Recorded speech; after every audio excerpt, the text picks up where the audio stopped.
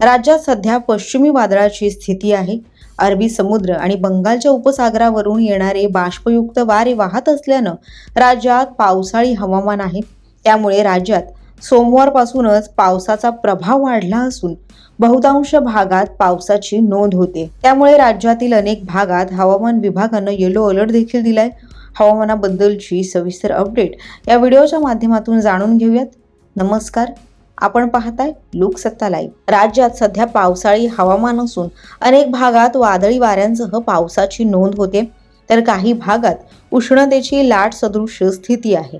पुढील 2 ते 3 दिवस राज्यावर वादळाचा प्रभाव राहणार असून मंगळवारी अनेक जिल्ह्यांना हवामान विभागाकडून पावसाचा इशारा देण्यात आलाय।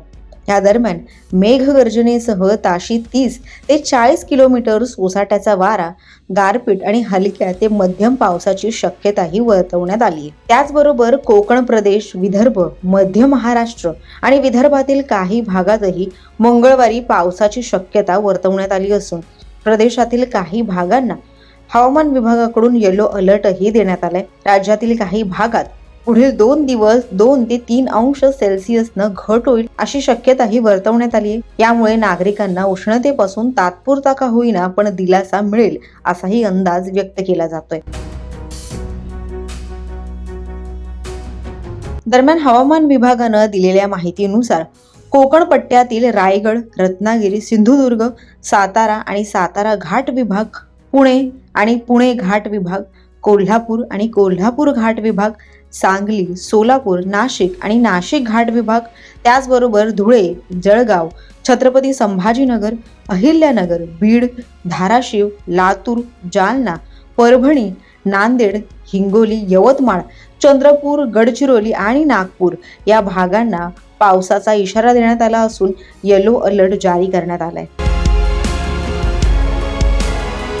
राज्यात मंगळवारी एकीकडे पावसाळी हवामान आहे, तर विदर्भातील अमरावती आणि वर्धा या भागात उष्णतेची लाट सदृश्य स्थिती राहील अशी शक्यता हवामान विभागानं वर्तवली। यामुळे सध्या राज्यात अस्थिर हवामान आहे।